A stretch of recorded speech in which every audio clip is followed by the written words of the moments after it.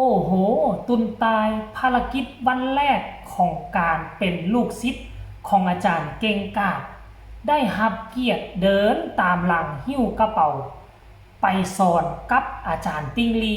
อยู่ที่คณะแพทยศาสตร์โรงพยาบาลแห่งหนึ่ง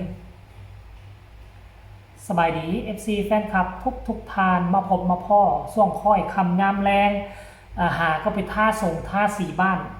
แล้ววังกี้นี่ทานผู้ชมตั้งแต่ตอน11โมงลงมือเห็ดลงมือทำบ่เป็นท่าสีบ้านแบบท่าสีหัวหลังบ้านกับเสาหน้าบ้านทานผู้ชมมาท่ากับว่าท่าย่ำไหนว่าท่ามาท่าตอนย่ำฤดูฝนปีกายนี่ก็ท่าฤดูฝนปีนี้ก็ท่าฤดูฝนทานผู้ชมท่าสำเร็จเสร็จสิ้นกลับคืนมาจับโทรศัพท์มือถือเห็นข้อมูลข่าวสารตุนตายได้เนาะตุนตายท่านผู้ชมเอ้ยซึ่งเดินทางไปประเทศไทยเว้าแล้วลงมือเฮ็ดลงมือทำบอลีรอบอต้องรอซ่าอีหยังมากมายลงมือเฮ็ดเลยด้วยใจมักอยากเป็นคืออาจารย์ติงลีการเป็นลูกศิษย์มือทำอิฐโอ้โหถือว่าเป็นเกียรติหลายท่านผู้ชมมื้อนี้อาจารย์ติงลีได้มีภารกิจไปสอนน่าจะเป็นน้องๆนักเรียนคณะแพทยศาสตร์อยู่ที่โรงพยาบาลแห่งหนึ่งแต่ว่าที่สำคัญอาจารย์ติงลีเอาตุนตายไปน้ำตุนตายกับจับกระเป๋าให้อาจารย์ใส่สุดกู้ภัยเสื้อสีเหลืองเป็นการสัญลักษณ์ของสมาคมหิ้วกระเป๋าให้อาจารย์ย่างตามหลังไปต้อยก่อนเข้าสู่ตึกโรงพยาบาลอาจารย์กับก้มหัวคำนับน่าจะเป็นรูปปั้นที่บุคคลที่สำคัญแหละท่านผู้ชมเนาะตุนตายกับบอลอซ่าอาจารย์ก้มหัวคำนับอาจารย์ย่างกายก็คิดว่าตุนตายจะกายตุนตายสังเกตเห็นยุดก้มหัวคำนับทันทีท่านผู้ชม FC แฟนคลับซึ่งเป็นเรื่องราวที่สุดยอดหลายท่านผู้ชมเอาละคนอื่นอาจจะเบิ่งว่าเป็นเรื่องปกติเป็นเรื่องธรรมดาการที่ได้มาเป็นลูกศิษย์ลูกหาของคนที่มีชื่อเสียงอาจารย์ติงลีนี่สมควรแหละที่เขาเอิ้นอาจารย์ไปสอนอยู่ฮอดคณะแพทยศาสตร์ไปสอนนักเรียนพุ่นน่ะอยู่ที่คณะแพทยศาสตร์พุ่นน่ะก็ถือว่าบ่ธรรมดาได้เก่งเด้ระดับประเทศพุ่นแหละท่านผู้ชมการที่ตุนตายเลือกมาหาเพิ่นเป็นตัวเลือกที่ถูกต้องที่สุดถ้าเรียนจากอาจารย์จบไปความรู้ความสามารถเอามาปรับใช้อยู่บ้านเฮานี่เจ้าเป็นหนึ่งในผู้ที่เก่งที่สุดในลาวแน่นอนค่อยเชื่อว่าจังซั่นการที่ได้มาแต่งองค์ทรงเครื่องใส่ชุดกู้ภัยเท่ได้ทุกคนเท่เอาคนอยู่ในเมืองไงก็อาจว่ากู้ภัยกันนู่นนี่นั่นแหละบ่เท่ดอกแต่ถ้าว่าคนในเมืองน้อยเมืองที่ยังบ่เจริญคือเมืองล่องแจ้งคือประเทศลาวนี่น่ะได้มาใส่ชุดแบบนี้ไปช่วยเหลือสังคมนี่ห่วยซ้ำพระเอกคนหนึ่งพุ่นแหละความรู้สึกน่ะเพราะว่าพ่อแม่คนอยู่แถวนอกเขาจะเคารพนับถือฮอดบูชาพุ่นน่ะคันผู้ใดไปช่วยเหลือเขาอยู่บ้านนอกคอกหน้าแบบนี้น่ะก็ได้แต่หวังว่าเนาะตุนตายจะตั้งใจฝึกฝนลองเบิ่งสังเกตเวลาอาจารย์ไปซิดไปสอนเนาะก็สังเกตวิชากู้ภัยน่ะมันอาจจะได้ใช้ร่วมกันกับวิชาของพยาบาลมันใส่ห่วมกันเลยแหละท่านผู้ชมบ่แม่นว่าคือจะใส่ห่วมกันมันใส่ห่วมกัน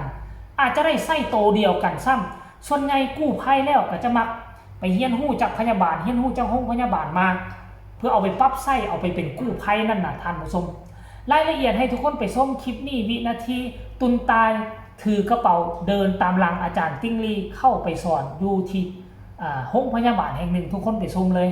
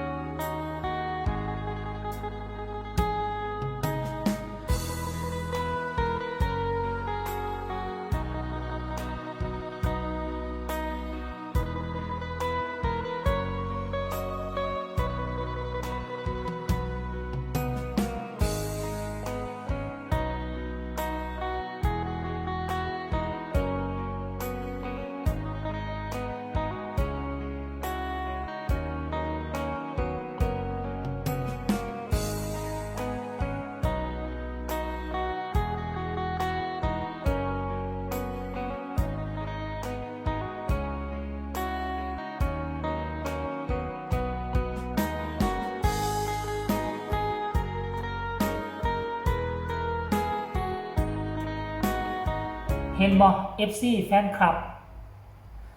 ก็บ่แน่ใจว่าทั้งน้องตายเขาเจ้าพักอยู่ไสนอนอยู่ไสน่าจะพักน่าจะนอนอยู่ที่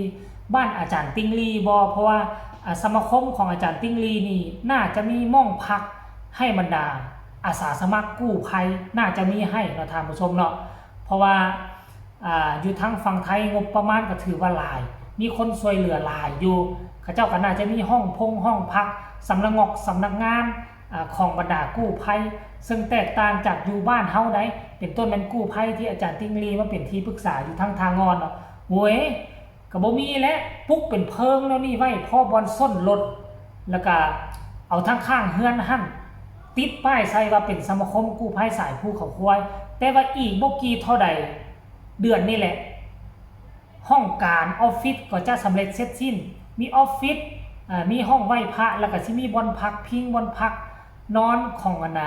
กู้ภัยอยู่ในหั่นท่านผู้ชม FC แฟนคลับเนาะอันนี้คือก้าวแรกเนาะมือแรกก้าวแรกของคำว่า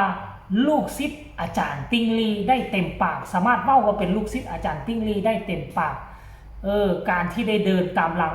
ความภาคภูมิใจขนาดค่อยนะบ่อยากเป็นกู้ภัยค่อยไปเห็นตุนตายถือกระเป๋าย่างตามหลังอาจารย์ติ้งลีโคตรเท่เลยอาจารย์ติ้งลีเลยค่อยรู้สึกว่าว่ะรู้สึกว่ามันมีเกียรติว่ะรู้สึกอยากเป็นว่ะรู้สึกอยากเป็นคือตุนตายอยากเดินตามหลังอาจารย์ติ้งลีว่ะรู้สึกแบบขนาดนั้นผู้ใดทานผู้ชม FC แฟนคลับก็ได้แต่หวังว่าวิชาความรู้ที่อาจารย์ติ้งลีมีก็น่าจะถ่ายทอดให้กับตุนตายและก็หวังว่าตุนตายจะมุ่งมั่นตั้งใจเนาะสืบทอดความรู้และก็เจตนารมณ์ที่จะช่วยเหลือคนจากกู้ภัยทางฝั่งไทยแล้วก็เอามาช่วยเหลือแรกเริ่มนี่เอามาช่วยเหลือพี่น้องชาวล่องแจ้งเฮาสากลแขวงไส้สมบูรณ์เฮาสากลเนาะถ้าคนนี้สามารถประสบผลสำเร็จมาก็สามารถมาสอนต่อให้คนอื่นๆอยู่ทางฝั่งล่องแจ้งจากคนหนึ่งก็จะกลายเป็น5คน10คนแล้วเมื่อนั่นแหละทีมงานกู้ภัยที่มีคุณภาพได้มาตรฐานก็จะกำเนิดเกิดขึ้นตอนนี้เป็นนักเรียนสากลจบออกมาทางฝั่งลาวอาจจะได้เป็นอาจารย์นะตุนตาย